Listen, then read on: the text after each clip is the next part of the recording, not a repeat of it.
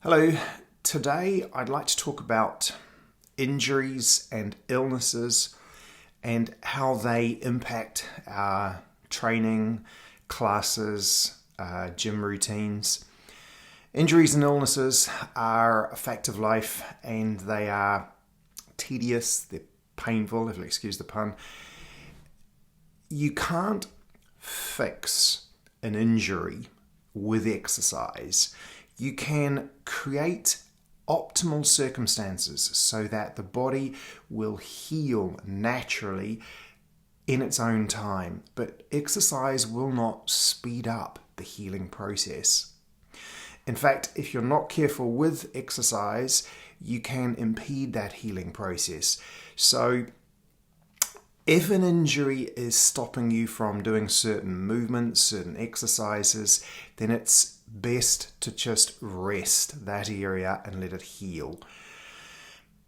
There are different types of injuries, of course, different types of illnesses, and I'll go through each of these categories one by one.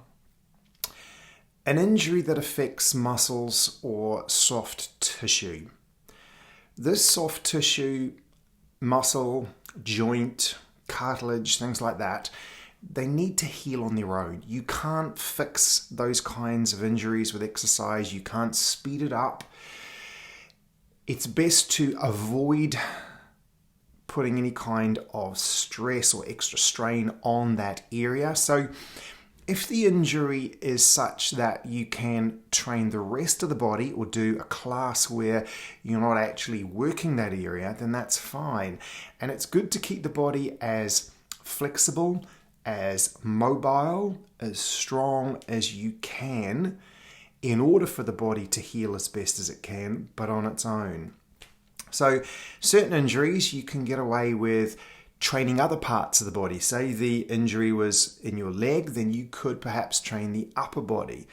If the injury was fairly minor and you were doing, for instance, a yoga class where certain postures that you can't do, the teacher will either give you alternative postures or you could perhaps just sit that exercise out. But it's best to let the area heal of its own accord. Something like, of course, a broken bone, it's going to be immobilized, maybe in a cast or some kind of immobilizing structure. And maybe you could exercise in those circumstances, again, if it was perhaps a broken leg. I'm not suggesting that you exercise with a broken leg, but what I'm saying is if there is something that you could do in a completely different area, you could work upper body muscles, then that's fine. But sometimes, like I say, it's a case of just letting the body heal. That is injury. With injury, you have to let the body heal that tissue. And exercise, either you might have to avoid it altogether, you might have to train other parts of the body, and that's okay. It is tedious that you have to actually sometimes rest and not be able to exercise the way you want to exercise, but you have to let the body heal. As far as illnesses ranging, of course there are so many different types of illnesses, but let's say, for instance, a cold or the flu. COVID, of course, is quite relevant at the moment. If your body is ill, it needs all of its resources to get better. It's diverting all of its resources into getting better. So in those circumstances, I actually think it's best just to rest. You're not going to speed up recovering from an illness by exercising and using the resources that the body needs and wants to use to get better. So if you have a cold, if you have the flu, it's best just to rest. Now, over the years, I have had instances where people have come to classes where they are obviously ill, they're coughing, spluttering, they have a cold, they have a flu, and I usually actually have a word with those people and say, look, it's best if you just go home and recover.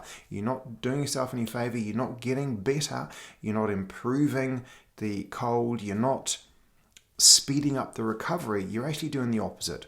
If you have a cold or the flu, you have an illness that is using body resources to get better, it's best just to give exercise a rest. And again, it's tedious. I know it's a pain, but sometimes you just have to let the body recover.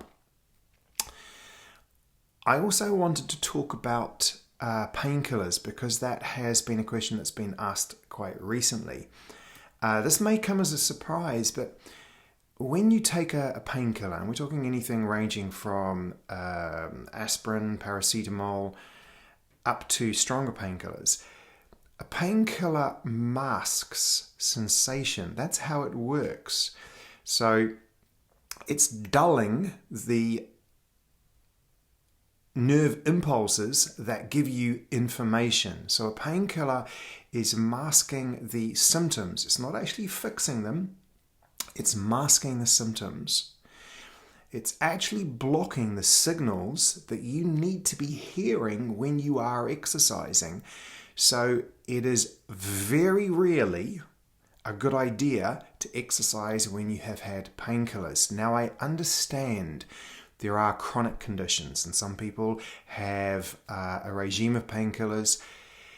In those kinds of circumstances, you are going to know what's happening a little bit more than somebody who's taking painkillers on a more one-off basis. Now, this is also, I should say, this is not medical advice. But my advice as a trainer, as a teacher within the exercise sphere is, if you have taken painkillers, I would not exercise. I wouldn't do a class. I wouldn't go to the gym, lift weights, because you can't feel the signals that you need to be feeling to know when your body is under a stress that it doesn't want to be under. Especially if you're taking a painkiller for an injury. When you have an injury, you have pain. Pain is your body's way of telling you something is wrong. If you can't hear those signals that the body is giving you, you risk making that injury worse. Painkillers are designed to numb or mask nerve impulses that tell you something is wrong. Without those impulses, without those signals, we would be in trouble. Pain is actually our friend. It is our body's way of saying something is wrong.